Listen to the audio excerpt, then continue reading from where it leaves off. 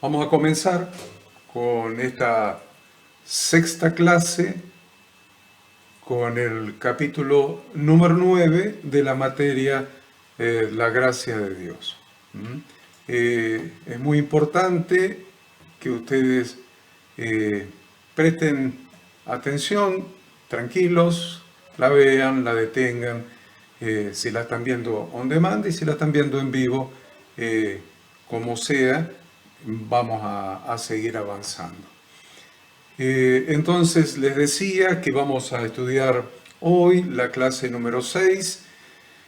Tenemos la intención de ver los capítulos 9 y 10 de la materia La gracia de Dios, y que es la sexta materia de esta carrera que ustedes están estudiando. El capítulo 9 se titula Gracia y Perdón como parte de las buenas obras. Muchos se han confundido, los que han intentado leer ya el capítulo con el título, los que lo han leído se han dado cuenta a qué me refería. El capítulo 9 entonces, Gracia y Perdón como parte de las buenas obras, y el capítulo número 10, Gracia y Redención, no mirando cada uno por lo suyo propio, sino cada cual también por lo de los otros.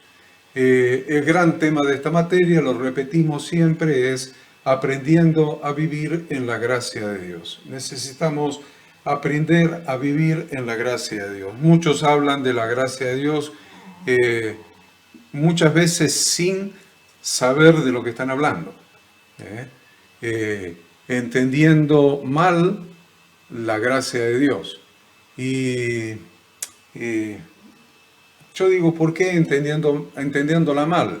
Entendiéndola mal, me estoy refiriendo a entendiendo la gracia como un libertinaje. Y toman algunos textos allí de el pecado abundó, sobreabundó la gracia, pero no contextualizan, o sea, no aplican una correcta exégesis del texto y lo toman como parte de la vida cristiana. Sin embargo, ese texto no es parte de la vida cristiana, sino es en la etapa anterior a haber recibido la redención de nuestro Redentor Jesucristo. Así que es muy importante esta materia, la gracia de Dios, para que ustedes aprendan a diferenciar entre lo que es la verdadera gracia bíblica y lo que es la gracia inventada por algunos religiosos. Yo no digo por la religión, digo por algunos religiosos. Necesitamos aprender a vivir en la gracia de Dios. Siempre yo les pongo este cartel antes de empezar para que ustedes tengan en claro las 5 revelaciones para el ejercicio de nuestro ministerio sacerdotal. Y sin más, vamos a comenzar con la clase número 6, que es el capítulo 9, Gracia y Perdón como parte de las buenas obras. La lectura inicial o la lectura central con que vamos a comenzar, o sea, la lectura bíblica con que vamos a introducirnos y a desarrollar este tema, es Efesios capítulo 2, de los versículos 8 al versículo 10. Dice la Escritura, porque por gracia, y ahí tienen la mención de la palabra que estamos estudiando, porque por gracias sois salvos por medio de la fe, y esto no de vosotros, pues es don de Dios, no por obra, para que nadie se gloríe, porque somos hechura suya, creados en Cristo Jesús para buenas obras, las cuales Dios preparó de antemano para que anduviésemos en ellas. Si ustedes prestan atención, van a encontrar probablemente una diferencia, y algunos dirían hasta una contradicción entre el versículo 9, entre el versículo 8 y 9 y el versículo 10. Probablemente muchos digan, bueno, pero acá hay no solamente una diferencia, una contradicción entre los versículos 8 y 9 y el 10 por el otro lado. Vamos a leer otra vez para que ustedes presten atención y vean qué relación le encuentran a los versículos 8 y 9 con el 10. A ver, vamos, 8 y 9. Porque por gracia sois salvos por medio de la fe, y esto no de vosotros, pues es don de Dios, no por obras, para que nadie se gloríe. Y ahora por el otro lado vamos a ver el 10. Porque somos hechura suya, creados en Cristo Jesús para buenas obras, las cuales Dios preparó de antemano para que anduviésemos en ellas. Podríamos decir, bueno, está refiriéndose a dos temas diferentes, pareciera parte de dos libros diferentes, o al menos de dos capítulos diferentes. Sin embargo, estos tres textos que hemos leído están en el mismo párrafo. Ahí lo tienen para que ustedes lo vean y le presten atención al análisis que vamos a realizar. Vamos a ver a qué se refiere cada uno de los textos. Lo que tenemos que tener como objetivo del análisis que vamos a hacer, este análisis pequeño, porque es la introducción en definitiva, lo que tienen que tener como objetivo de este pequeño análisis es que estos tres textos son el resumen del Evangelio en el que hemos creído. Estos tres textos son el resumen del Evangelio en el que hemos creído. Si tomamos los versículos 8 y 9, vamos a llamarle el origen, y el versículo 10 le vamos a llamar el propósito. 8 y 9 le hemos llamado el origen, para que ustedes sistematicen el estudio, y el versículo 10, el propósito. Entonces, en los versículos 8 y 9 encontramos que por gracia somos salvos. En primer lugar, por gracia sois salvos. Somos salvos por gracia. En segundo lugar, van a encontrar somos salvos por medio de la fe. Y en tercer lugar, van a encontrar que recibimos la salvación sin ningún mérito, sin ninguna obra para merecerla, para ganarla. Sin mérito, sin obras. Entonces, ahí tenemos el origen, versículos 8 y 9. Y decimos que en el versículo 10 tenemos el propósito. En primer lugar, vemos que hemos nacido de Dios. Usted mírelo, lo tiene probablemente en su Biblia y adelante suyo, mírelo. Mire el versículo 10. Hemos nacido de Dios, en primer lugar. Segundo lugar, hemos sido creados en Cristo Jesús. Ya eso les está indicando un camino, un derrotero, un rumbo de a lo que se está refiriendo este versículo 10. Le está dando la infraestructura, le está dando el contexto de lo que va a decir después. Está diciendo, hemos nacido de Dios. Hemos sido creados en Cristo Jesús. Y entonces viene lo que está derivándose de estos dos aspectos precedentes. Lo que se está derivando es para buenas obras dispuestas por Dios de antemano. Para buenas obras dispuestas por Dios de antemano. Entonces, de esta lectura nos está quedando muy claro, sin ningún lugar a dudas, de que el propósito de Dios, al habernos dado el don quiere decir regalo, el propósito de Dios, al habernos dado el regalo de su salvación, es que vivamos el resto de nuestra vida haciendo las buenas obras que Él ha determinado. Y ha expresado esas buenas obras en las instrucciones de vida que nos dio a través de las Sagradas Escrituras. El propósito de Dios. Sabemos que por gracia somos salvos por medio de la fe y que esa salvación no es de nosotros, sino que es un regalo de Dios. Ahora, Él nos dio ese regalo, ese don. ¿Con qué propósito? ¿Con qué objetivo para nuestras vidas? Y el propósito es que vivamos el resto de nuestra vida haciendo las buenas obras que Él ha determinado. Las buenas obras que Él ha expresado, que ha escrito, que ha instruido en las Sagradas Escrituras para que nosotros vivamos en esas buenas obras. Es muy importante que entendamos esto como punto de partida y como instrucción. Y quiero referenciarles esto porque quisiera al final de este capítulo llegar a este aspecto. Dentro de las buenas obras instruidas por Dios para que andemos en ellas, una de las más importantes buenas obras, en relación con este tema que estamos estudiando, que Dios las preparó de antemano para que anduviésemos en ellas, es perdonar. Es perdonar. Estamos hablando y estudiando la gracia de Dios. Dentro de la gracia de Dios, que nos dio salvación por medio de la fe, como un regalo de Dios, esa salvación nos dice que hemos sido salvos para buenas obras. Ahora, ¿cuál es la obra suprema dentro de la gracia de Dios? La obra suprema dentro de la gracia de Dios hacia nosotros ha sido el perdón. El perdón. Por lo tanto, de esas buenas obras preparadas de antemano para que anduviésemos en ellas, debemos entender que la obra suprema en la que debemos andar es el perdonar. El perdonar. De ese modo estaremos dando de gracia lo más importante que hemos recibido de gracia. Esto es el perdón de Dios. Por eso Mateo 18 dice, de gracia recibisteis, dad de gracia.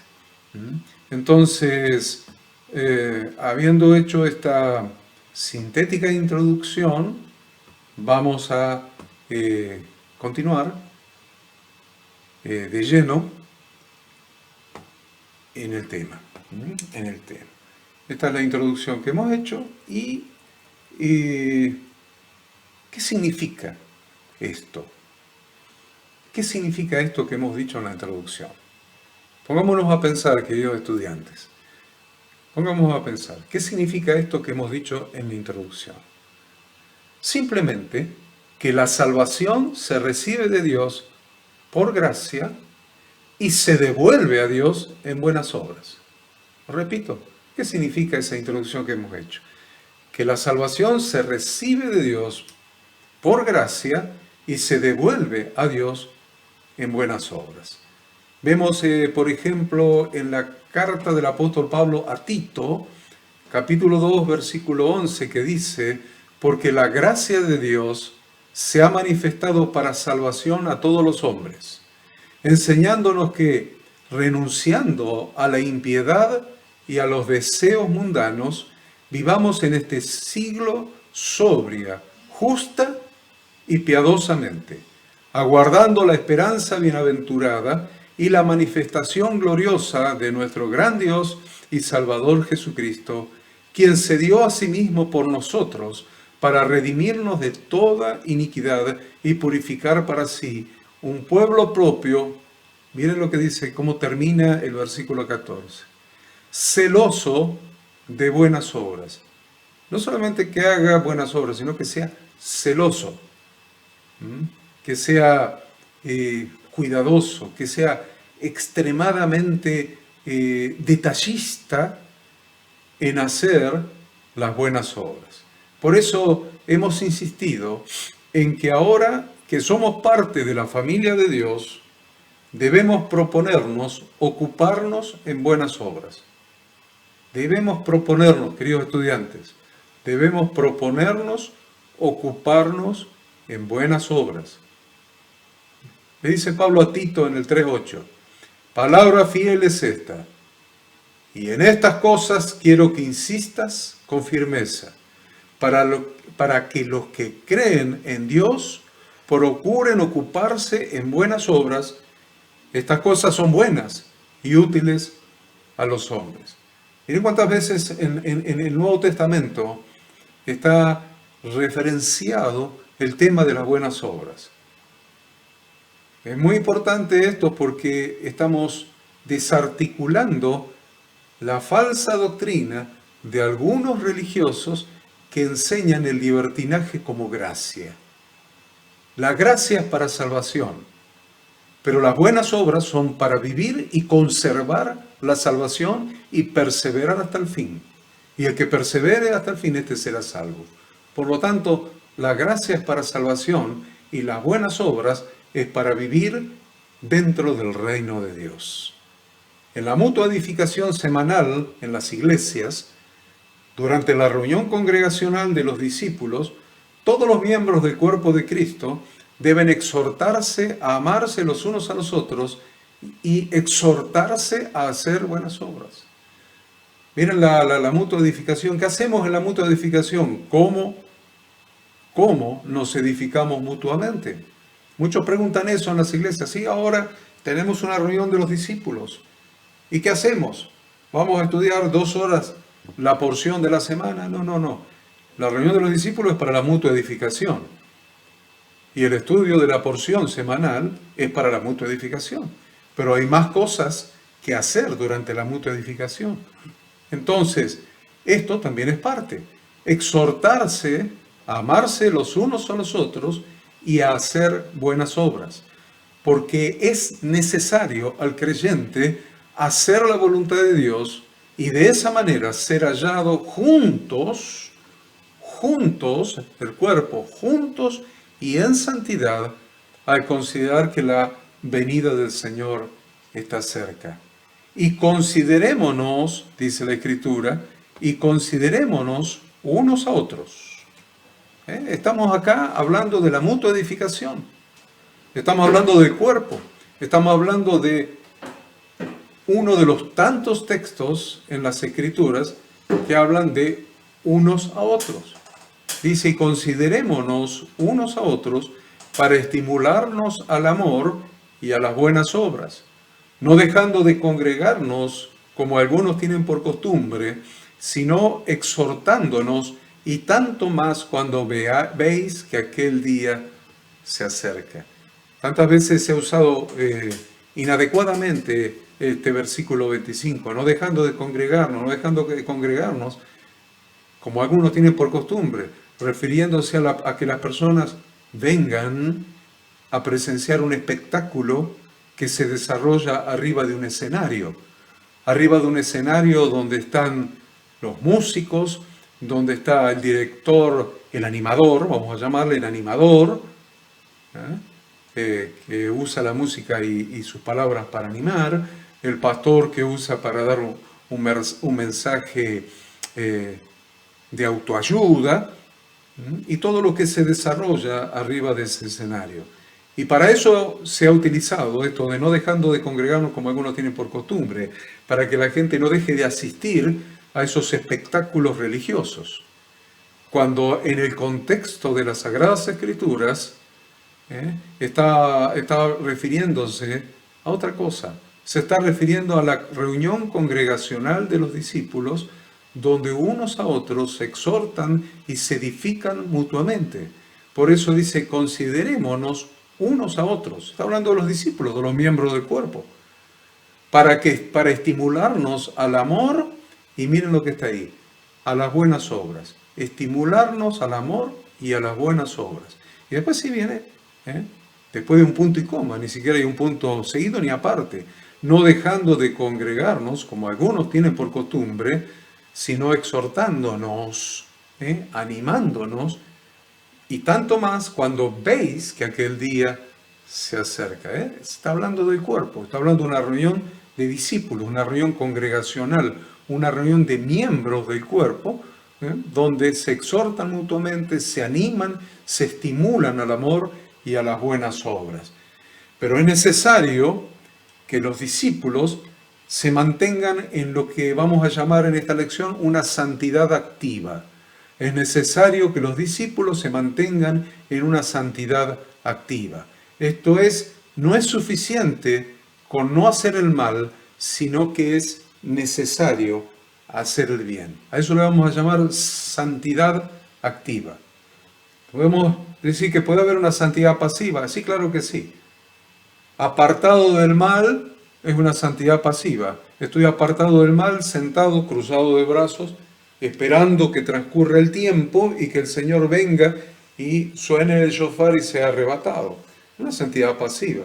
Nosotros estamos hablando de una santidad activa.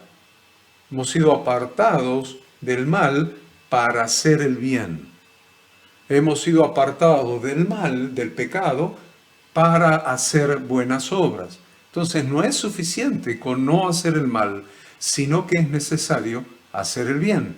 Es necesario tener un buen testimonio de los creyentes, tener un buen testimonio de los no creyentes, y mantener buena nuestra manera de vivir, tanto entre los creyentes como hacia los no creyentes. Entre los no creyentes también. Porque aún ellos, los no creyentes, glorificarán a Dios. La Escritura enseña eso. Aún los no creyentes glorificarán a Dios al considerar nuestras buenas obras. Veamos en 1 Pedro 2.11.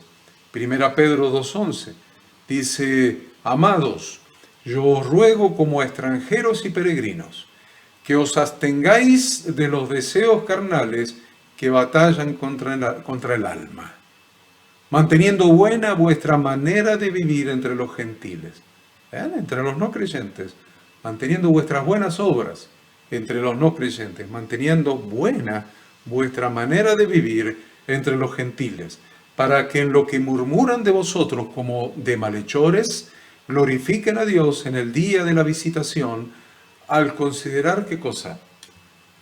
Usted lo tiene ahí, versículo 12, 1 Pedro 2:12, al considerar vuestras buenas obras. Esta santidad activa que estamos hablando fue expresada por Jesucristo cuando dijo que nosotros somos la luz del mundo.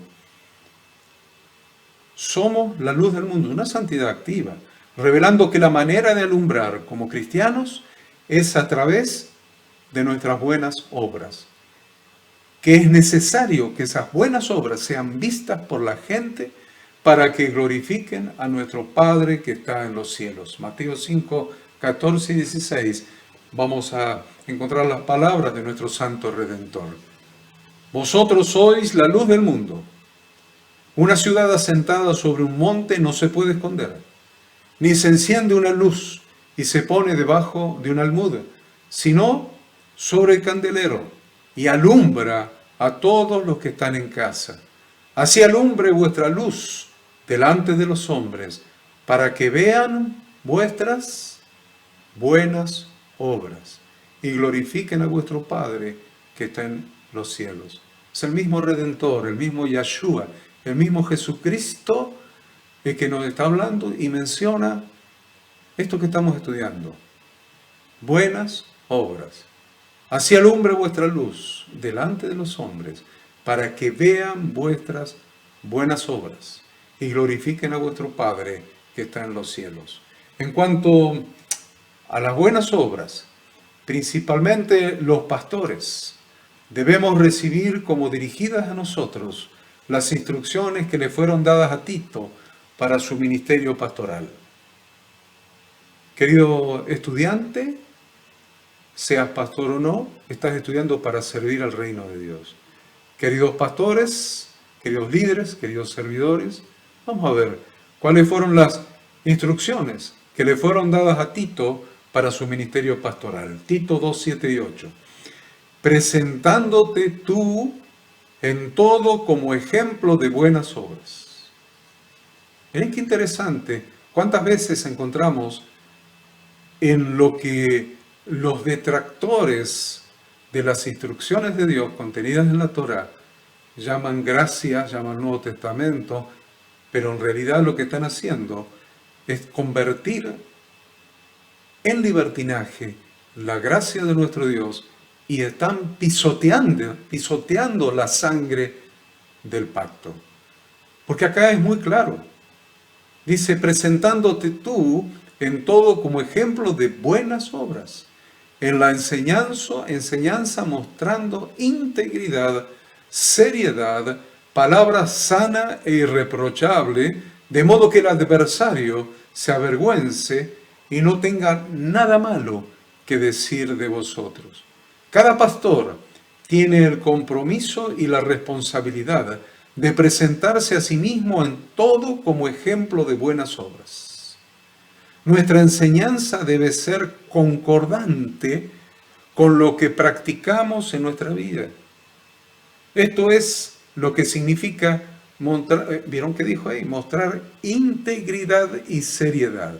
¿Qué es mostrar integridad Íntegro quiere decir completo. Íntegro quiere decir no dividido. Íntegro quiere decir no fraccionado. No podemos tener un discurso diferente de nuestras buenas obras. No podemos tener un discurso y una enseñanza pastoral, o pastores y líderes, diferente de nuestra manera de vivir. A eso se le llama, en este pasaje que hemos leído, integridad y seriedad. Una vida concordante, una enseñanza concordante con las buenas obras. Además, debemos, según lo que hemos leído, enseñar palabra sana e irreprochable, es decir, ajustada total y perfectamente a las instrucciones de Dios dadas en las Escrituras. Esta es la manera bíblica de que los que se oponen al Evangelio no tengan nada malo que decir de nosotros. Lea otra vez ese pasaje. Léalo, usted lo tiene en su Biblia ahí, Tito 2, 7 y 8. Y ahora va a entender un poco mejor. Dentro de estas buenas obras, instruidas por Dios para que andemos en ellas, una de las más importantes en relación con el tema que estamos estudiando, en relación con la gracia, es lo que decíamos al principio en la introducción, es perdonar. Una de las buenas obras más importantes en relación con la gracia es aprender a perdonar. De este modo estaremos dando de gracia lo más importante que hemos recibido de gracia.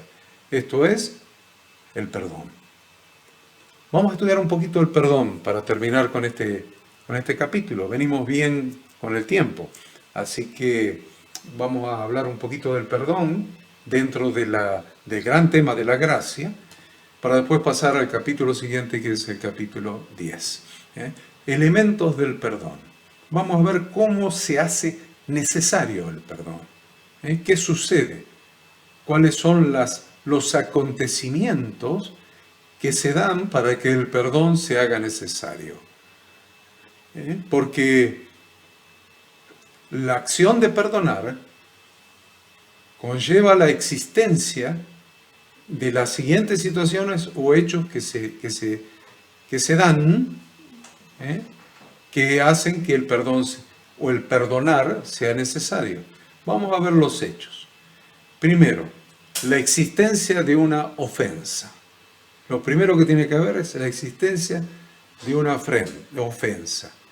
Una ofensa en sus diferentes dimensiones.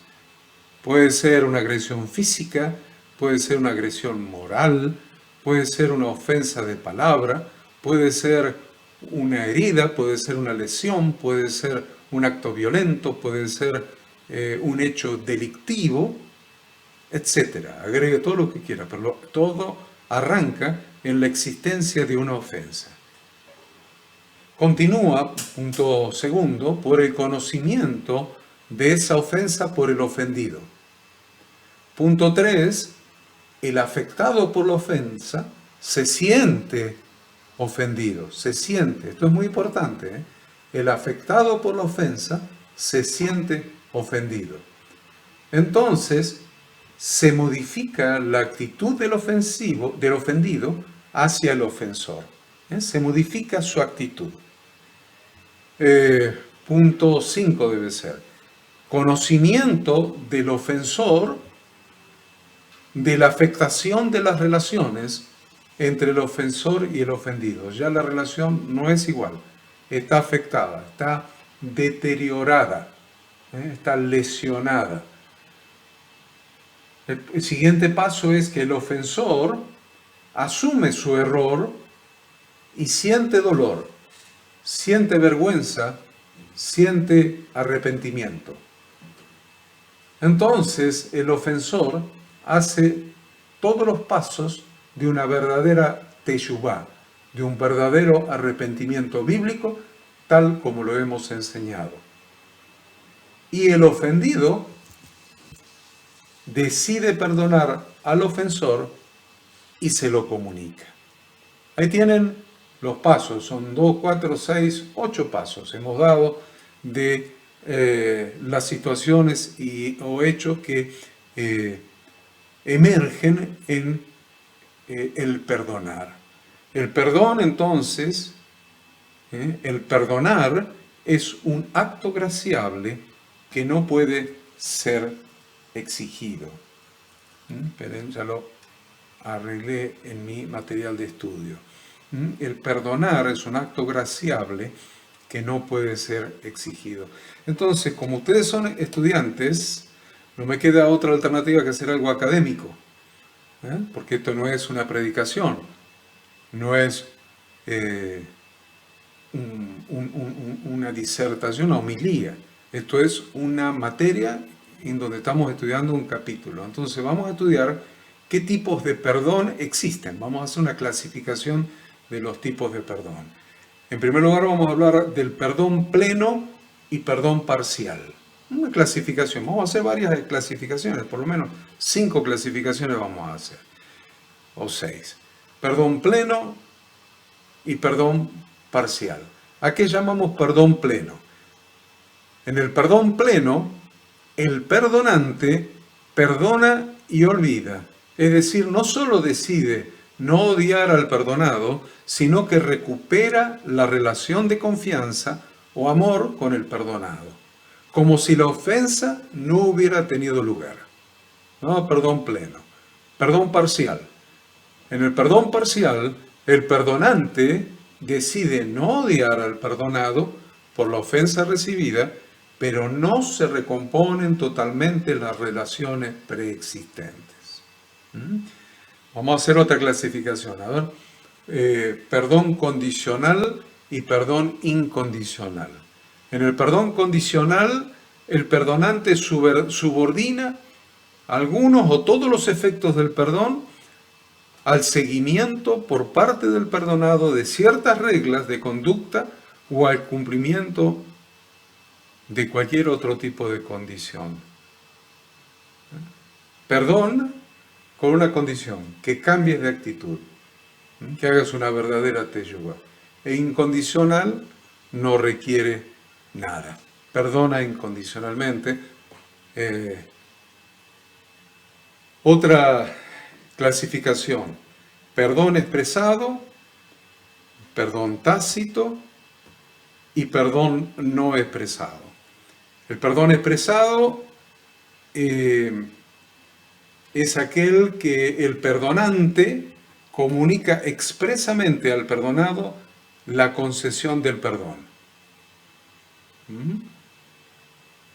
O bien puede ser tácito, no se lo comunica verbalmente, expresamente, sino que lo hace ver por hechos, por actitudes más o menos concluyentes. Ese es el tácito. Y el no expresado es directamente optar por no comunicarle de modo alguno la concesión del perdón, pero sí haberlo perdonado. Otra clasificación: perdón espontáneo o perdón solicitado. Perdón espontáneo o perdón solicitado. El perdón solicitado es el que se produce tras la petición de disculpas del ofensor. Y el espontáneo tiene lugar sin que le pidan perdón. Otra clasificación, la última: perdón humano y perdón divino. Según quien sea el que perdona, Dios o la persona ofendida, el perdón será divino o será humano. Si es la persona de Dios, es divino. Si es la persona de un ser humano, será perdón humano. Vamos entonces, después de esta clasificación académica, para que ustedes la tengan y puedan entender más profundamente las frases que usamos normalmente cuando enseñamos este tema, las enseñanzas bíblicas. Las enseñanzas bíblicas. El perdón es la actitud que más tiene que ver con la gracia. No hay otra actitud que tenga mayor relación con la gracia que el hecho de perdonar. Porque perdonamos aunque la otra persona ni siquiera esté presente y sin que necesariamente nos haya pedido perdón o haya restituido el daño o reparado el mal causado. Perdonamos aunque la persona no haya hecho teshuvá ni el primer paso de las 6 de la teshuvá, ni el primer paso. Porque el Señor nos manda a perdonar, entonces perdonamos. Perdonamos. En particular el perdón que hemos recibido en Cristo Jesús fue perdón para nosotros, pero no fue perdón para el Hijo de Dios. Y eso lo hemos dicho muchas veces. La gracia, el perdón, la salvación, fue perdón para nosotros. Pero no piense que Dios perdonó violando sus propios atributos, por ejemplo, el de justicia. Dios no violó su atributo de justicia para perdonar a un delincuente. No podía ser así. Dios no podía perdonar a un delincuente porque violaría su atributo de justicia. Entonces Dios tuvo que cargar el pecado de todos nosotros en un sustituto, en un alguien que llevara, que cargara el pecado de todos nosotros y sufriera el castigo que nos correspondía a nosotros. Eso es el perdón, la gracia, el perdón por sustitución. La justicia de Dios fue satisfecha porque Yeshua, el Mesías, cargó en él el pecado de todos nosotros y pagó con su propia vida el pecado de todos nosotros y satisfizo la justicia de Dios, porque la paga del pecado es muerte. Nosotros hemos sido perdonados por transferencia de nuestros pecados sobre Jesucristo en la cruz del Calvario, porque Él pagó el castigo que nosotros merecíamos y de ese modo satisfizo la justicia de Dios. Entonces, podemos decir que hemos recibido la gracia del perdón por la sustitución de Mesías, por la sustitución de Cristo, tal como está profetizado en Isaías 53:5. Mas Él herido fue por nuestras rebeliones, molido por nuestros pecados. El castigo de nuestra paz fue sobre Él, y por su llaga fuimos nosotros curados. Todos nosotros nos descarriamos como ovejas, cada cual se apartó por su camino, mas Jehová cargó en él el pecado de todos nosotros. De esta manera, hemos recibido el perdón por sustitución. Y cada vez que pecamos, haciendo el procedimiento de teshuvá adecuado, recibimos de Dios el perdón por la intercesión de Jesucristo como abogado. Hemos explicado en capítulos anteriores estos aspectos. El perdón por sustitución, por la sustitución en la cruz, y el perdón por la intercesión de Jesucristo como abogado. Entonces lo repito para que lo puedan memorizar. De esta manera hemos recibido el perdón por sustitución. Y cada vez que pecamos haciendo el procedimiento de teshuvá adecuado, recibimos el perdón de Dios por la intercesión de Jesucristo como abogado. No obstante, para recibir ese perdón por intercesión de nuestro sumo sacerdote, se nos requiere previamente perdonar. Miren qué interesante.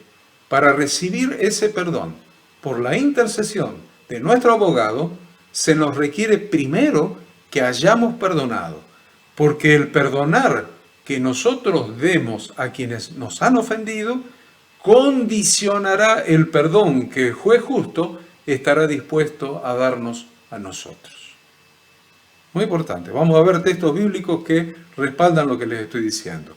Mateo 6:12 y 14 y 15. A ver.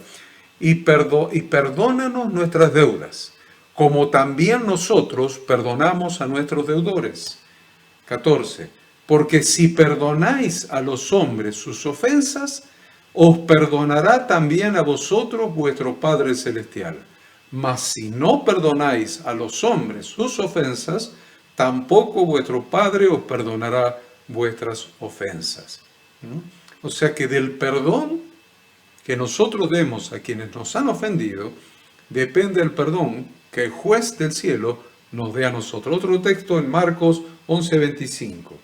Y cuando os pongáis de pie para orar, si tenéis algo contra alguien, perdonadle, para que vuestro Padre que está en los cielos también os perdone a vosotros vuestras ofensas.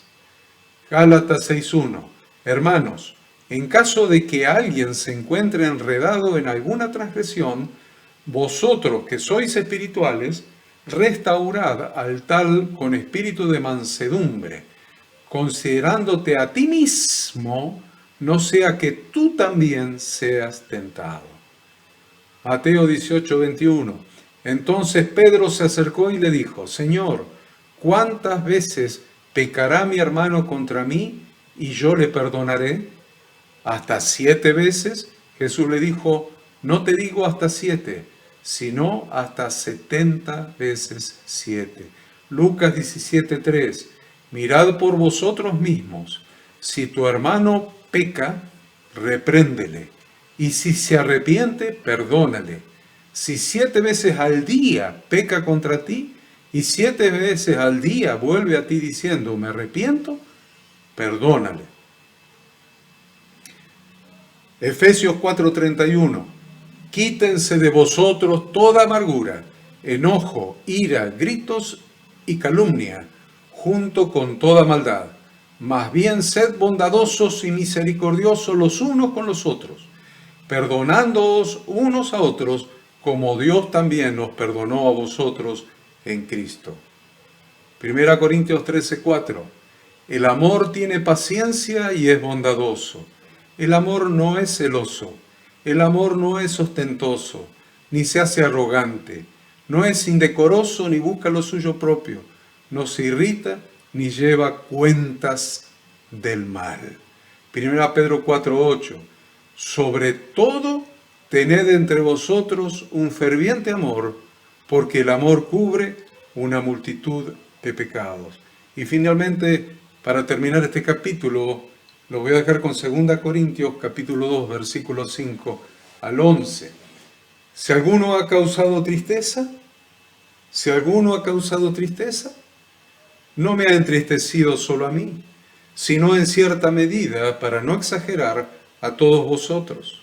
Basta ya para dicha persona la reprensión de la mayoría. Así que más bien debierais perdonarle y animarle para que no sea consumido por demasiada tristeza. Por lo tanto, os exhorto a que reafirméis vuestro amor para con él, porque también os escribí con este motivo, para tener la prueba de que vosotros sois obedientes en todo. Al que vosotros habréis perdonado algo, yo también. Porque lo que he perdonado, si algo he perdonado, por vuestra causa lo he hecho en presencia de Cristo, para que no seamos engañados por Satanás, pues no ignoramos sus propósitos. Miren, tan importante este tema relacionado con la gracia.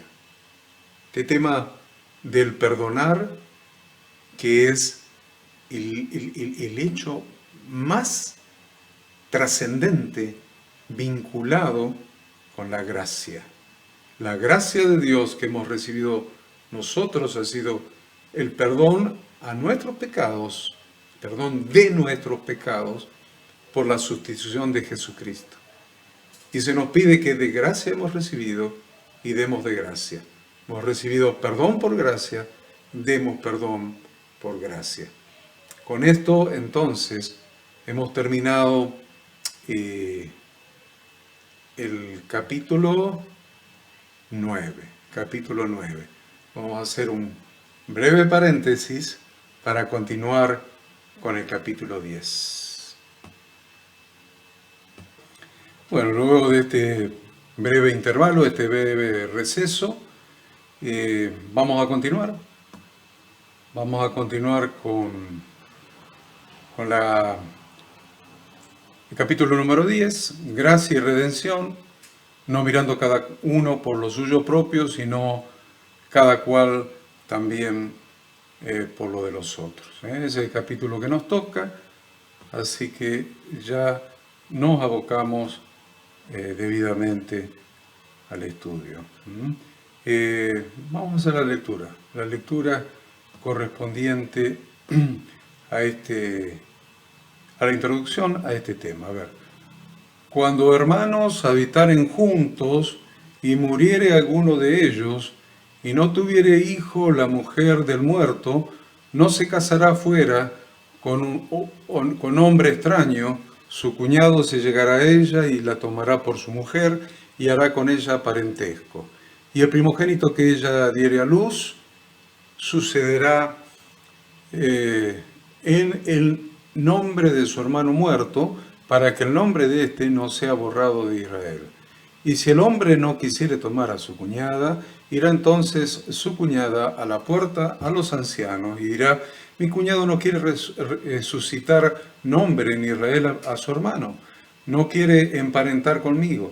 Entonces los ancianos de aquella ciudad lo harán venir, hablarán con él, y si él se levantara y dijere: no quiero tomarla, se acercará entonces su cuñada a él delante de los ancianos, y le quitará el calzado del pie, y le escupirá en el rostro, y hablará y dirá: así será hecho al varón que no quiere edificar la casa para su hermano. Así se hará a todo varón que no quiere edificar la casa de su hermano, y se le dará este nombre en Israel: la casa del descalzado. La casa del descalzado. Miren, esta es una ley del Antiguo Testamento que se refiere a la redención. Si usted mira con detenimiento este pasaje que hemos leído allí en Deuteronomio 25, del 5 al 10, si lo mira con detenimiento se va a dar cuenta de que se está refiriendo a nuestra redención, a nuestra salvación. Está hablando de Adán y de Cristo, está hablando del primer Adán y del postrer Adán, está hablando de Adán y de Yeshua.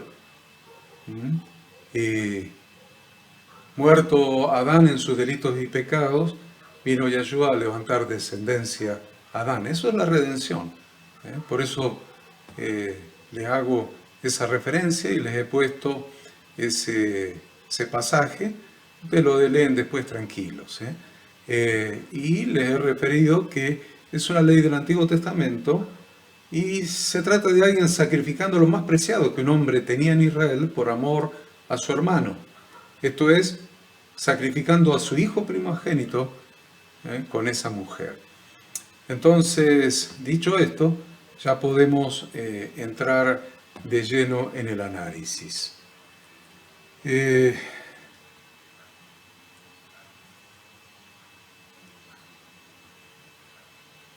En el libro les he puesto un salmo. Ustedes lo tienen en el libro. ¿Qué salmo les puse? Les puse Salmo 133. Tienen en el libro transcripto el Salmo 133. Para que se deleite como introducción. Pero podemos ver en las Escrituras la importancia que tenía la primogenitura. La importancia que tenía la primogenitura. Es que había muerto una persona y no había tenido un hijo primogénito para que heredara. En primer lugar, todo primogénito pertenecía a Dios. Eso es un hecho trascendente, relevante. Todo primogénito en las Sagradas Escrituras pertenecía a Dios. No solamente de los seres humanos, también de los animales. Usted lo ve en lo hemos leído en la parashá, lo hemos leído en la porción, cuando veíamos Números capítulo 3, versículo 13. Porque mío es todo primogénito, desde el día en que yo hice morir a todos los primogénitos en la tierra de Egipto. Santifiqué para mí a todos los primogénitos en Israel. Así de hombre como de animales, míos serán yo, Yahweh. Dios mató a todo primogénito de Egipto, pero apartó a todo primogénito de Israel y no lo mató. Lo apartó para él. Eso significa este texto. Santifiqué para mí a todos los primogénitos de Israel. Míos serán, dice Yahweh. Entonces, miren la importancia de la primogenitura. El hijo primogénito pertenece a Yahweh. El hijo primogénito pertenece a Yahweh. En segundo lugar, correspondía al primogénito lo que se llamaba jurídicamente el derecho de la primogenitura. El derecho de la primogenitura consistía en el doble de la herencia que correspondía a cada uno de los demás. Por ejemplo, si un hijo tenía dos hijos, el caso del hijo pródigo, del papá del hijo pródigo, un hombre, dice, empieza así, la narración de nuestro Redentor, de nuestro Santo Maestro. Un hombre tenía dos hijos, y el menor de ellos le vino a pedir la parte de la herencia que le correspondía.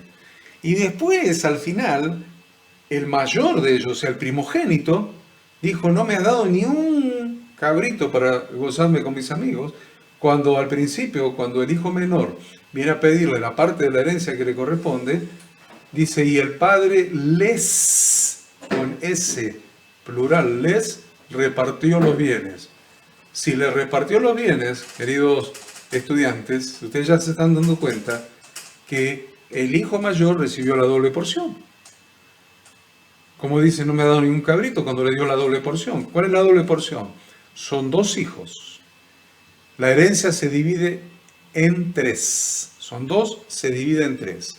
El hijo mayor recibe 2/3 y el hijo menor 1/3. Esto significa que el hijo mayor recibe la doble porción, lo que le hemos llamado la porción de la primogenitura, ¿cierto? Eso es lo que hemos dicho. El derecho de la primogenitura, la doble porción. 2/3 el mayor, 1/3 el menor. A ver, supongamos que sean 4 hijos. 4 hijos. Se divide la herencia entre 5. El mayor recibe 2/5, 2/5, 1/5, 1/5 y 1/5 los otros 3. Así es el derecho de la primogenitura, la doble porción. A ver, vamos a ver Deuteronomio 21:15. Si un hombre tuviere dos mujeres, la una amada y la otra aborrecida, y la amada y la aborrecida le hubieran dado hijos, y el hijo primogénito fuere de la aborrecida, en el día que hiciere heredar a sus hijos lo que tuviere, no podrá dar el derecho de primogenitura al hijo de la amada con preferencia al hijo de la aborrecida, que es el primogénito. Mas al hijo de la aborrecida reconocerá como primogénito para darle el doble de lo que correspondiere a cada uno de los demás, porque él es el principio de su vigor y suyo es el derecho de la primogenitura. ¿Ven? El doble. En el caso de la redención que estamos analizando, esta consistía en dar a un primogénito suyo,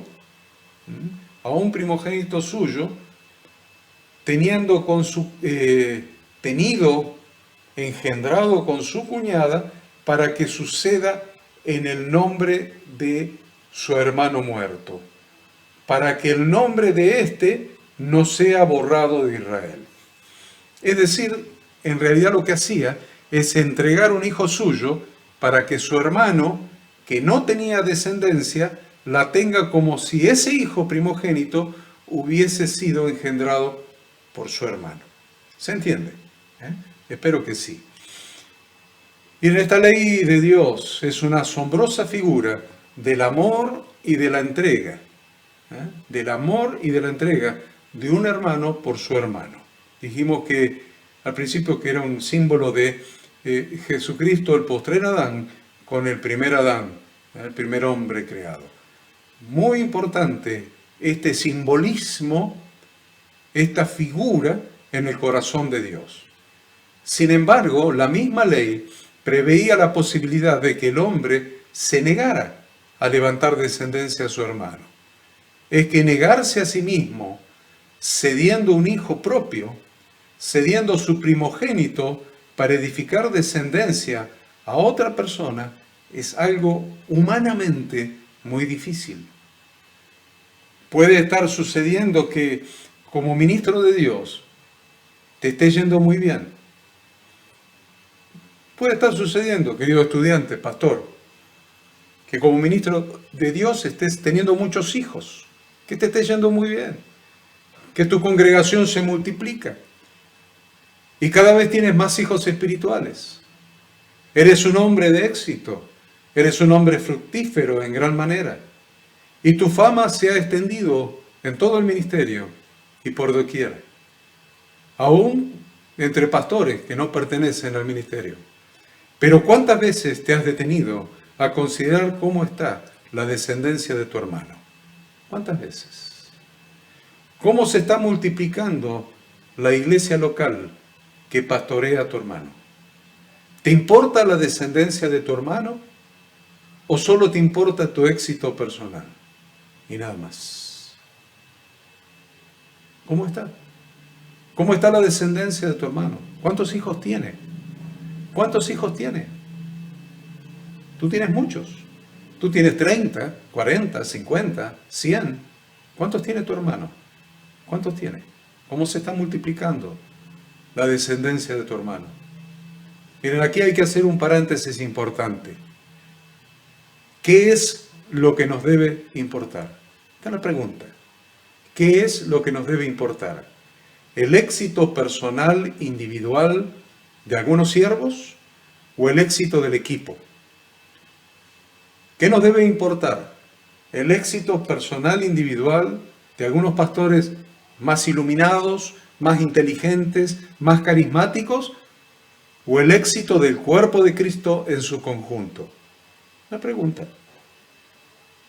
Vemos en Génesis capítulo 38 una breve historia que nos resultará útil para ilustrar lo que quiero enseñar con este estudio. Estos hechos acontecen inmediatamente después de que sus hermanos vendieron a José. Inmediatamente. Pasaron los ismaelitas, sacaron a José del pozo, vendieron a su hermano, a los mercaderes ismaelitas que iban hacia Egipto, lo vendieron como esclavo, y después empieza una serie de hechos turbulentos donde se desarrolla esto que estamos hablando, esto que vamos a mencionar. Se produce una crisis familiar tremenda, enorme, en la familia de Jacob, una crisis familiar tremenda. Y uno de sus hijos, Judá específicamente, Judá, se fue de casa. Miren la crisis que se planteó, la crisis que se produjo. Judá se fue de la casa. Fue entonces que tomó por esposa a una mujer cananea. Miren lo que hizo, Judá. Miren, esto es muy interesante para los judíos, que son descendientes de Judá. Tomó por esposa a una mujer gentil. A una mujer gentil. Tomó por esposa a una mujer cananea y tuvo con ella 3 hijos. Onán y Sela. Onán y Sela. Luego, cuando crecieron sus hijos, los hijos de Judá, tomó a una mujer que se llamaba Tamar y la dio por esposa a su hijo mayor, a Dios le quitó la vida a porque era una persona mala. Fue malo ante los ojos de Dios y Dios lo mató, literalmente. Génesis 38:8, veamos. Entonces Judá dijo a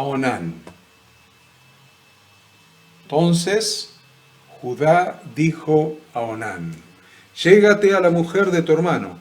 Había muerto Entonces, ¿qué era pertinente en la legislación hebrea?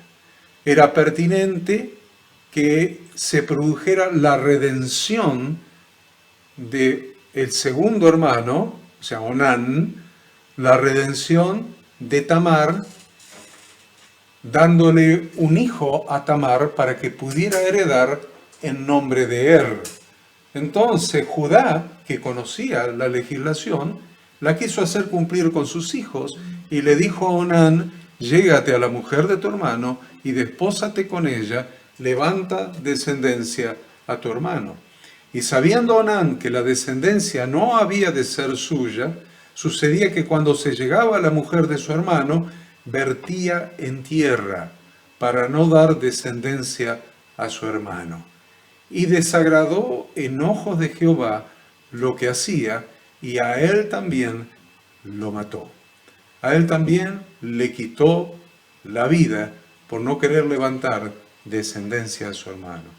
Entonces Judá se quedó con un solo hijo, con el más pequeño, de los tres, con el tercero, con Sela.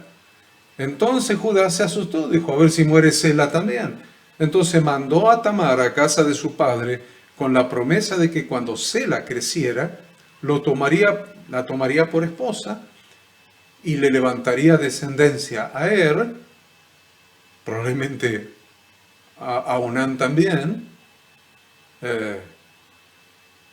pero en realidad su idea era sacársela de encima.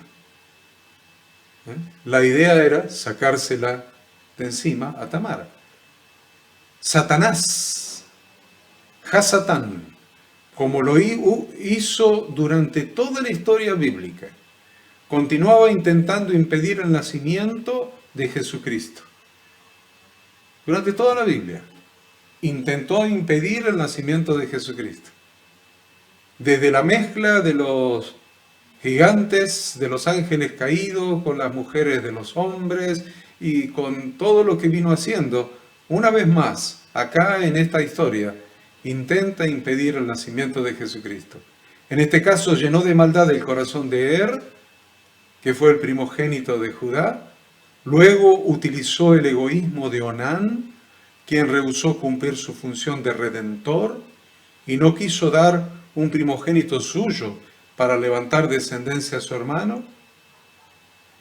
Pero la pérdida fue para todo el equipo.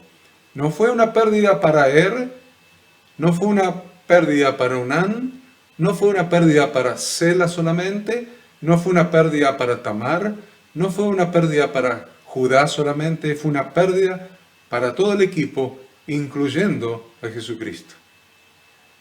Para toda la familia de Judá fue la pérdida. Los dos se quedaron sin descendencia y parecía que Jesús no iba a poder nacer. Judá debía ser familia de Jesús, debía ser su ascendente. Y hasta ese momento esa posibilidad se estaba desvaneciendo. Debemos aprender que una actitud egoísta, egocéntrica, cuando pensamos solamente en nuestros propios éxitos y no incorporamos la visión de Dios de hacer descendencia al hermano, nos separa de la familia del Señor, nos separa de la familia de Jesucristo, nos saca de su genealogía.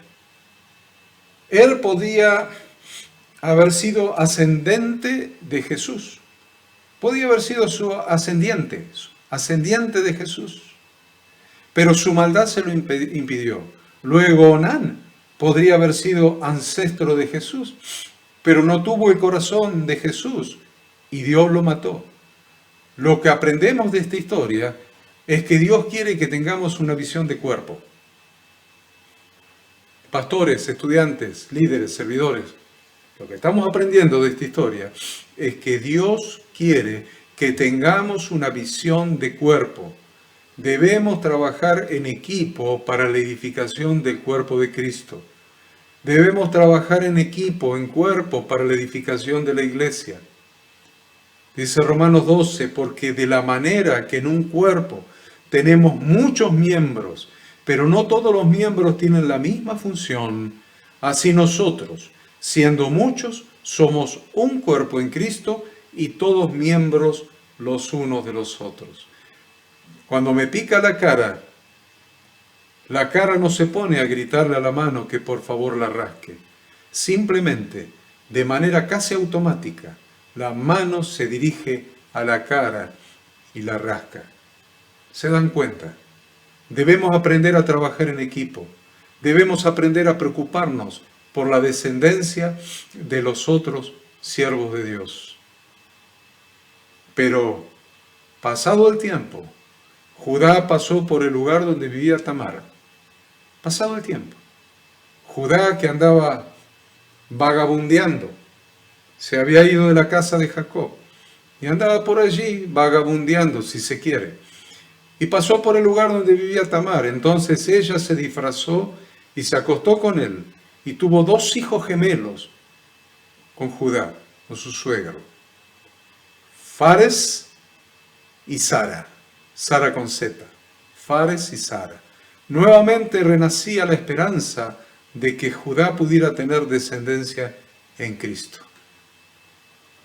Mas a todos los que le recibieron, a los que creen en su nombre, le dio potestad de ser hechos hijos de Dios, los cuales no son engendrados de sangre, ni de voluntad de carne, ni de voluntad de varón, sino de Dios. Para entender mejor esta actitud, que tiene directa relación con el corazón y la naturaleza de Dios, veamos la historia de Booz en el libro de Ruth. Dice que en el libro de Ruth, que hubo un hombre cuyo nombre era Elimelec, que se fue con Noemí, su esposa, con sus 2 hijos, Malón y Kelión, a morar a los campos de Moab. Malón se casó con Ruth, la moabita, y Kelión se casó con Orfa, la moabita. Las 3 mujeres quedaron viudas. ¿Por qué? Porque murió Elimelec, murió Malón y murió Kelión. Entonces, tanto Noemí con sus nueras, Ruth y Orfa, quedaron viudas. Entonces Noemí, acompañada por Ruth, regresaron a Belén, en la tierra de Judá. En Belén, Noemí encontró un pariente cercano que las podía redimir. Y ahí entramos en el segundo concepto, el concepto de pariente cercano. Pariente cercano. Muy importante esto para la iglesia y es importante para el plan de redención de Dios de la humanidad. Por eso Yahshua se tuvo que hacer hombre. ¿Entienden? Por eso Yahshua se tuvo que hacer hombre, Jesucristo hombre, para ser pariente cercano de Adán. Porque solamente un pariente cercano tenía el derecho de redención. ¿Entienden esto? Yahshua se hizo pariente cercano del hombre de Adán para poder redimir a la humanidad. Dice en Ruth 2:1, tenía Noemí un pariente de su marido, hombre rico de la familia de Elimelec, el cual se llamaba Booz. Versículo 20. Y dijo Noemí a su nuera, a Ruth, sea él bendito de Jehová, pues que no ha rehusado a los vivos la benevolencia que tuvo para con los que han muerto. Después le dijo Noemí, nuestro pariente es aquel varón y uno de los que pueden redimirnos. Aquel varón es un hermano, aquel varón es un pariente cercano, aquel varón Booz es uno de los que nos pueden redimir y levantar descendencia. Noemí pensó en Ruth. Noemí, la suegra, pensó en Ruth. Pensó en bendecir a su nuera e hija espiritual. Ella deseaba que le vaya bien a Ruth. Entonces le dio instrucciones precisas acerca de la manera de obtener su redención y levantar descendencia en Israel, en el pueblo de Dios, a Malón. Que lo va a ver en Ruth 3, capítulo 3. Después le dijo su suegra Noemí, hija mía, no he de buscar hogar para ti, para que te vaya bien. ¿No es Booz nuestro pariente, con cuyas criadas tú has estado? He aquí que él avienta esta noche la parva de las cebadas. Te levantarás, pues, y te ungirás, y vistiéndote tus vestidos, irás a la era. Mas no te darás a conocer al varón hasta que él haya acabado de comer y beber. Y cuando él se acueste, notarás el lugar donde se acuesta, e irás y descubrirás sus pies, y te acostarás allí, y él te dirá lo que hayas de hacer. Y ella respondió, haré todo lo que tú me mandes. Qué importante, haré todo lo que tú me mandes. Muchas veces los pastores, líderes, servidores, tan ungidos, con un llamado tan veraz, tan certero, sin embargo, no están dispuestos a hacer lo que Dios les manda. No están dispuestos. No están dispuestos. Por eso no reciben la bendición. Ahora, ¿cuál es la bendición? ¿Cuál fue la bendición de Andrés? ¿Cuál fue la bendición de Andrés, el hermano de Pedro? No dice en la Biblia que haya convertido nada más que a su hermano Pedro. Ahora, ¿cuántas serán las estrellas en la corona de Andrés el día del premio, el día de la recompensa, el día del galardón, cuando venga y ayuda el Mesías a hacer juicio? ¿Cuál será la recompensa? ¿Cuáles serán las estrellas en la corona de Andrés? ¿Solamente una, la de Pedro? ¿O en la corona de Andrés estarán los 3.000 que recibieron al Señor en la primera predicación de Pedro, el día de Pentecostés del año 30 de la era común, y los 5.000 que siguieron después? ¿Cuál será la cantidad en la corona de Andrés? ¿Cuántas estrellas tendrá? La pregunta es, ¿estás dispuesto a hacer lo que Dios te manda? ¿Estás dispuesto a hacer todo? Porque Ruth dijo eso. ¿Ruth qué dijo? Versículo 5. Y ella respondió, haré todo lo que tú me mandes. Haré todo. Si estás dispuesto a hacer todo lo que Dios te manda, sin ningún lugar a dudas, comenzarás a ocuparte de levantar descendencia a quien no la tiene. Porque es un mandamiento de Dios. Es un mandamiento de Dios, es Torah. Es Torah de Dios. Es Torah de Dios. Por lo tanto, si estás dispuesto a hacer todo lo que Dios te manda, sin ningún lugar a dudas, comenzarás a ocuparte de levantar descendencia al que no la tiene. Haré todo lo que me mandes. ¿Harás todo lo que Dios te manda en su Torah? Esto es Torah de Dios. Empieza a ocuparte ya mismo en levantar descendencia a tu hermano que no la tiene. Y aconteció, dice el libro de Ruth, que a la medianoche, capítulo 3, se estremeció aquel hombre, y se volvió, y aquí una mujer estaba acostada a sus pies. Entonces él dijo, ¿quién eres? Y ella respondió, yo soy Ruth, tu sierva. Extiende el borde de tu capa sobre tu sierva, por cuanto eres pariente cercano. Extiende el borde de tu capa sobre tu sierva, por cuanto eres pariente cercano. Y él dijo, bendita seas tú de Jehová, hija mía. Has hecho mejor tu postrera bondad que la primera, no yendo en busca de los jóvenes, sean pobres o ricos. Ahora pues no temas, hija mía, yo haré contigo lo que tú digas, pues toda la gente de mi pueblo sabe que eres mujer virtuosa. Y ahora, aunque es cierto que yo soy pariente cercano, con todo eso, hay pariente más cercano que yo. Pasa aquí la noche, y cuando sea de día, si él te redimiere, bien, redímate. Mas si él no te quisiera redimir, yo te redimiré, vive Jehová. Yo te redimiré y levantaré descendencia a mi pariente cercano. Yo te redimiré y levantaré descendencia a mi pariente cercano. Vive Yahweh, que lo haré. Descansa pues hasta la mañana.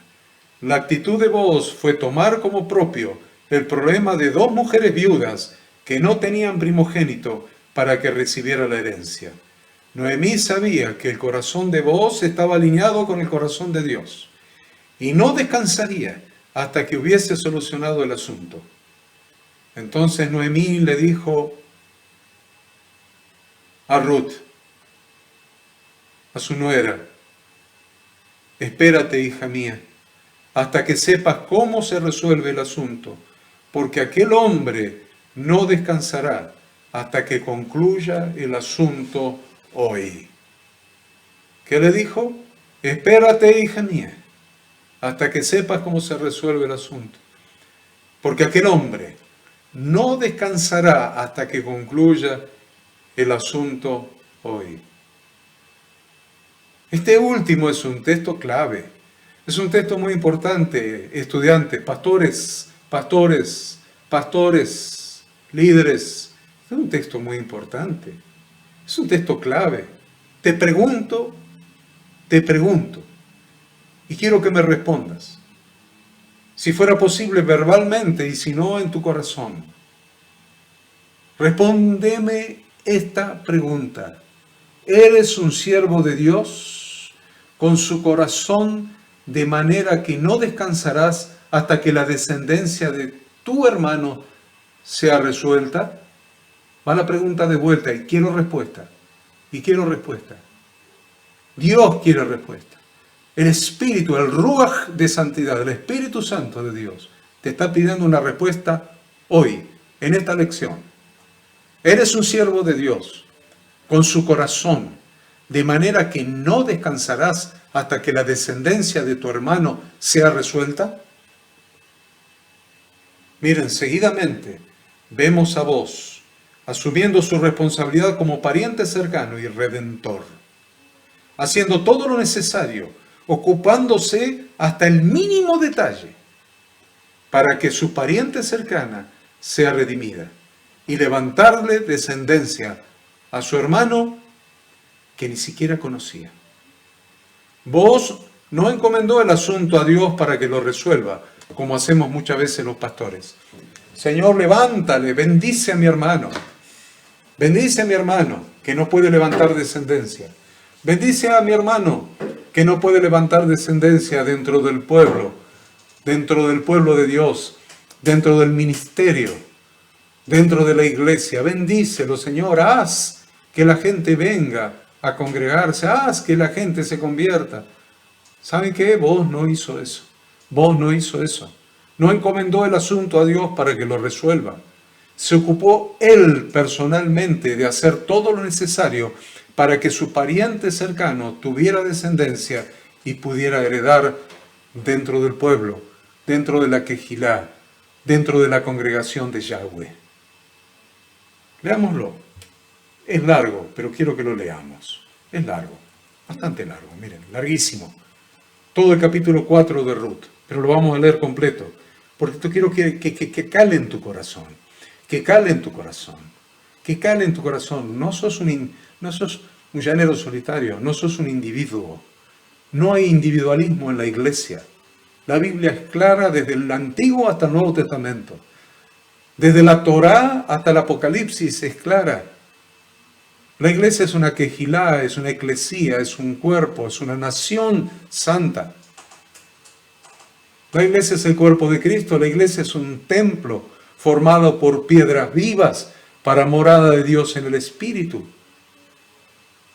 No es una piedra no forma un edificio. Una piedra sola no forma un templo. Se necesitan muchas piedras para formar un templo. No eres un individuo dentro del cuerpo. Tu éxito le importa poco al Señor. Mi éxito le importa poco al Señor. Yo lo entendí hace muchos años, que mi éxito personal le importa muy poco al Señor, porque Él vino a edificar su iglesia. Se lo dijo a Pedro: tú eres Pedro, eres bienaventurado. Sobre esta piedra, sobre esta roca, sobre esta piedra que es Pedro, edificaré mi iglesia.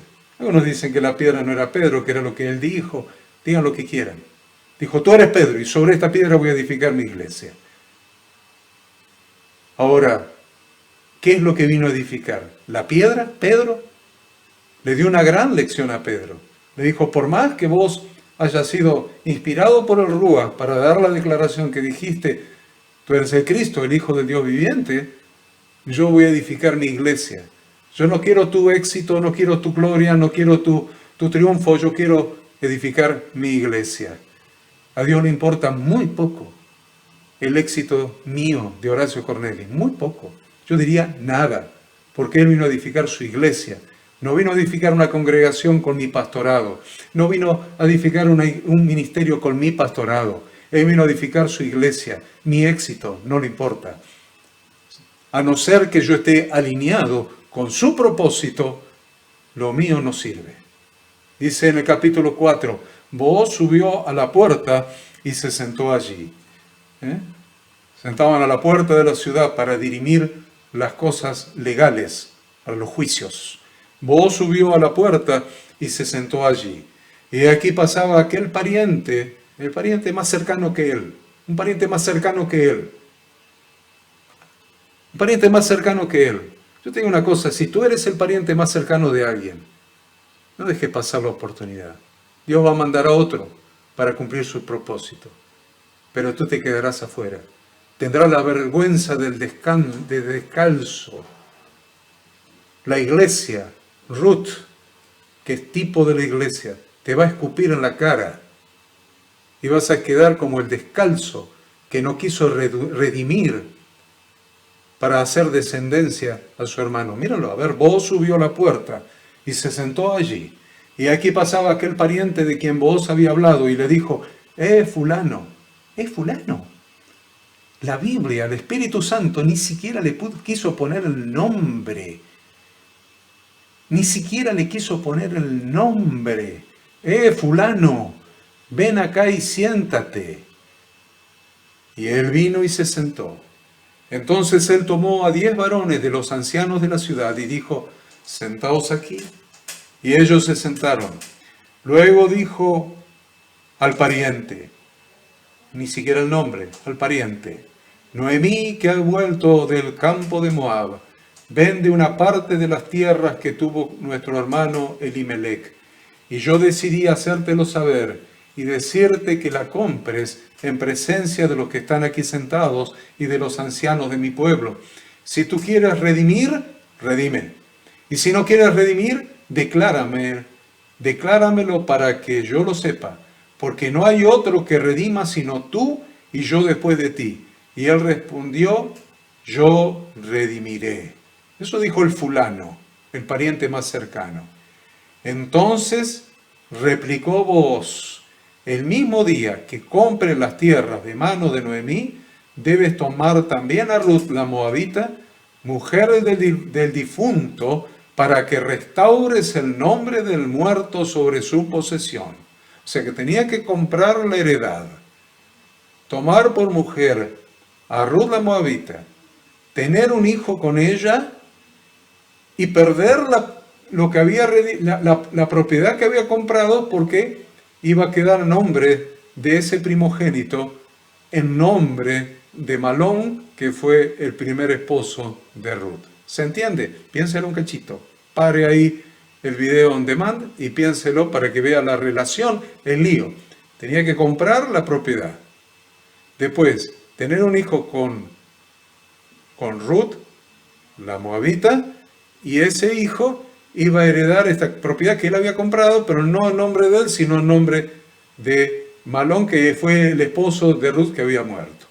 Interesante. Entonces, en el versículo 6, respondió el pariente. Ahí la pensó un poco más el pariente. No puedo redimir para mí, no sea que dañe mi heredad. Redime tú usando de mi derecho, porque yo no podré redimir. Había ya desde hacía tiempo esta costumbre en Israel tocante a la redención y al contrato, que para la confirmación de cualquier negocio, el uno se quitaba el zapato y lo daba a su compañero. Y esto servía de testimonio en Israel. Entonces el pariente dijo a Booz: tómalo tú. Y se quitó el zapato.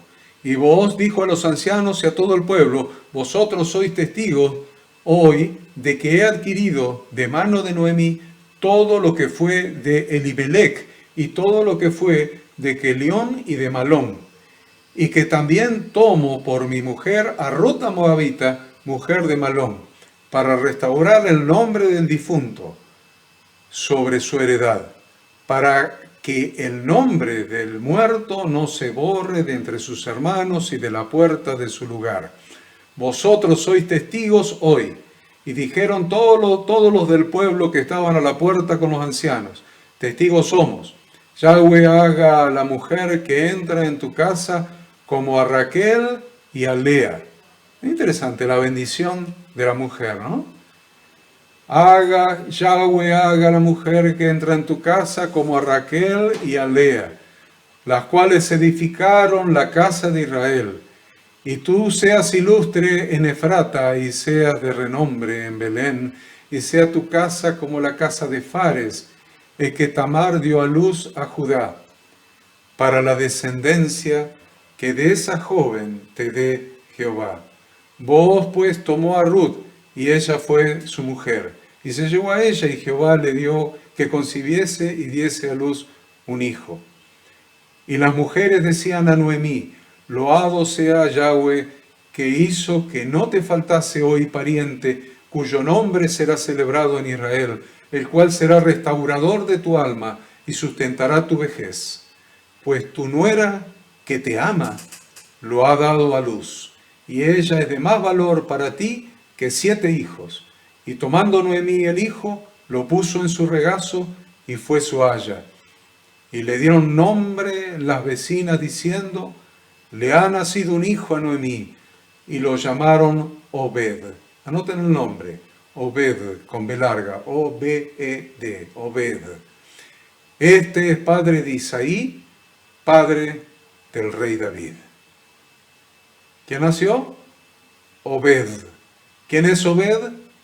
Padre de Isaí, abuelo del rey David, de quien es descendiente Yeshua el Mesías. Estas son las generaciones, dice, de Fares. Fares engendró a Esrón. Esrón engendró a Ram. Ram engendró a Aminadab. Aminadab engendró a Naasón. Y Naasón engendró a Salmón. Y Salmón engendró a Booz. Y Booz engendró a Obed. Obed engendró a Isaí. E Isaí engendró a David. Miren, queridos alumnos, queridos estudiantes, queridos pastores, queridos líderes, servidores, queridos hermanos que están estudiando esta lección número 10. Oro en mi corazón para que el Espíritu Santo te esté revelando este misterio, porque esto es un misterio. Que el Espíritu Santo te esté revelando este misterio. Judá redimió aún sin querer a Tamar. Judá redimió aún sin querer a Tamar, que fue su nuera, que fue esposa de Er y de Onán. Aún sin querer, redimió a Tamar.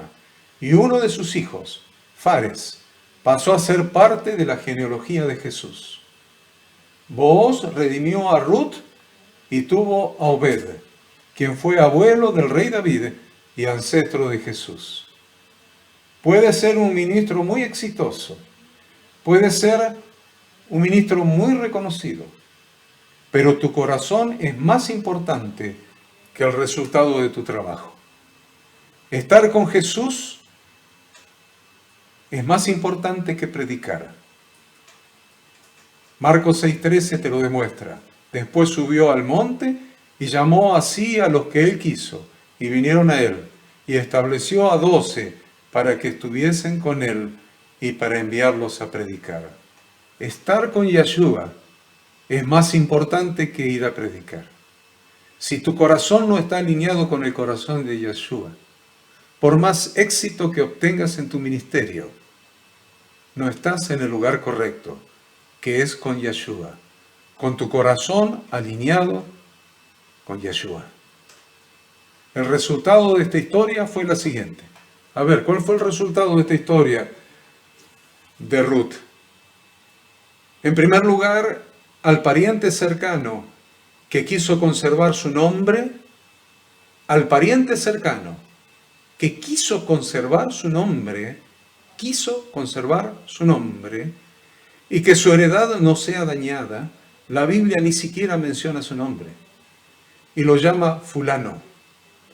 El Espíritu Santo, cuando inspiró las Sagradas Escrituras, seguramente dijo que este hombre es irrelevante, intrascendente. Ni siquiera merece que mencionemos su nombre en el libro de Dios. Quedó en el anonimato, como si nunca hubiera existido, a pesar de sus riquezas materiales que no quiso perder. Y en segundo lugar, Booz compró la tierra y dio su primogénito para restaurar el nombre del muerto, Malón, sobre su posesión. Y en Mateo, en el libro de Mateo, Nuevo Testamento, cuando se menciona la genealogía de Jesús, el Espíritu Santo no menciona a Malón. No lo menciona a Malón. Mírenos, vamos a la genealogía de Mateo. Mateo 1:5. Van a ver que el Espíritu Santo no menciona a Malón, que fue a quien le levantó descendencia Booz, pero no menciona a Malón, que tendría que mencionar a Malón, porque ese hijo Booz se lo dio a Malón para que Malón no pierda la descendencia y no pierda la heredad. Sin embargo, la genealogía no menciona a Malón. Veamos a quién menciona. Mateo 1:5. Salmón engendró de Rahab a Booz. Booz engendró de Ruth a Obed y Obed a Isaí. ¿A quién menciona? ¿A Malón o a Booz? La genealogía del Nuevo Testamento menciona como padre de nuestro Redentor Yeshua el Mesías a Booz. El que no hace lo necesario para tener descendencia no es tu problema. No estemos juzgando a ver, tal hizo lo necesario, aquel no hizo lo necesario para tener descendencia. No es tu problema. No es tu problema. Tal persona tiene poca gente porque no hizo lo necesario. Tal persona no crece porque no hizo lo necesario. Tal persona no tiene hijos espirituales porque no hizo lo necesario. No es tu problema. No es tu problema. No te ha fallado a ti, sino a aquel que lo envió. No te falló a ti. Falló aquel que le envió. Entonces no estés juzgando. No estés juzgando a aquel que se quedó sin descendencia o que tiene pocos o que no tiene ninguno. Porque a ti no te está fallando aquel que lo envió. Tú no debes ocuparte de borrar su nombre y poner el tuyo en su lugar. Dios es quien da a cada uno según sus obras. Dice el Salmo 62, y tuya, oh Señor, es la misericordia, porque tú pagas a cada uno conforme a su obra. Tuya es la misericordia, porque tú pagas a cada uno según su obra, conforme a su obra. Entonces, finalmente, miremos el corazón de Dios expresado a través de su Hijo Yeshua. Miremos el corazón de Dios. Vamos a ver. Toda la descendencia de Adán estaba condenada a muerte. Entonces vino Yeshua, el postrer Adán, a hacer descendencia a su hermano. Es decir, por la muerte que entró por Adán, éste se quedó sin descendencia en el pueblo de Dios. Se quedó sin descendencia en el pueblo de Dios. Voy a agregar eso en su libro, agréguenlo. En el pueblo de Dios. Se quedó sin descendencia en la congregación de Yahweh, en el pueblo de Dios. Entonces vino Yeshua sacrificando su propia vida para dar vida eterna a los que en él creen, para levantar descendencia a su hermano Adán. Qué fuerte que es esto. Pero lo leemos en 1 Corintios 15:21. Porque por cuanto la muerte entró por un hombre, también por un hombre la resurrección de los muertos, porque así como en Adán todos mueren, también en Cristo todos serán vivificados. Satanás, el príncipe del sistema de este mundo, ha hecho que cada vez más que el corazón del hombre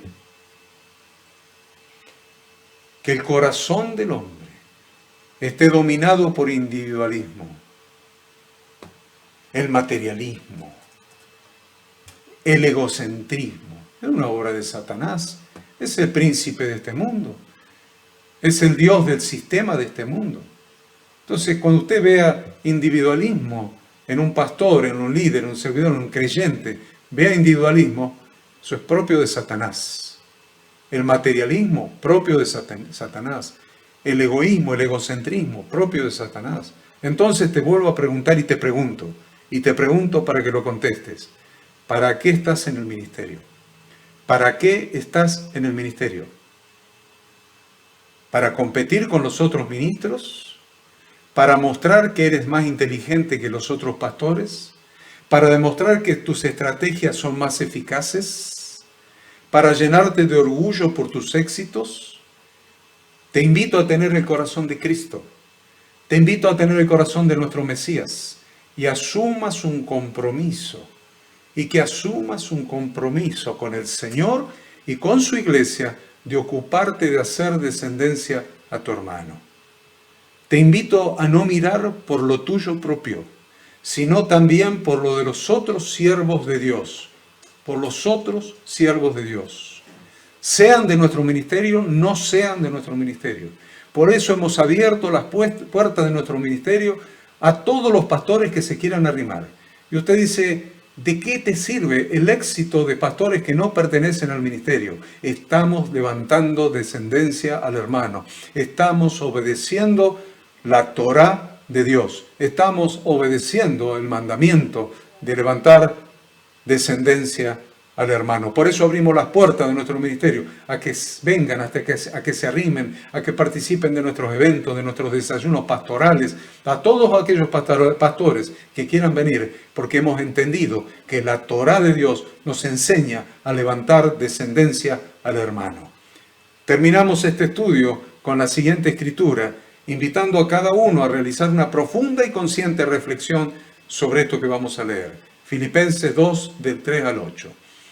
Nada hagáis por contienda o por vanagloria, antes bien con humildad, estimando cada uno a los demás como superiores a él mismo, no mirando cada uno por lo suyo propio, sino cada cual también por lo de los otros. No mirando cada uno por lo suyo propio, sino cada cual también por lo de los otros. Haya pues en vosotros este sentir que hubo también en Cristo Jesús, el cual siendo en forma de Dios, no estimó el ser igual a Dios como cosa a que aferrarse, sino que se despojó a sí mismo, tomando forma de siervo, hecho semejante a los hombres, y estando en la condición de hombre, se humilló a sí mismo, haciéndose obediente hasta la muerte, y muerte de cruz. Espero que estas dos lecciones que hemos estudiado hoy les resulten de utilidad para el desarrollo del ministerio. Que les resulten de utilidad, que puedan incorporarlas, porque este diplomado que estamos estudiando, este diplomado en teología y práctica de la función ministerial, es para que cada día podamos desarrollar nuestro ministerio más alineado con las instrucciones de Dios contenidas en su santa palabra desde Génesis hasta Apocalipsis. La próxima semana para continuar aprendiendo juntos. Amén.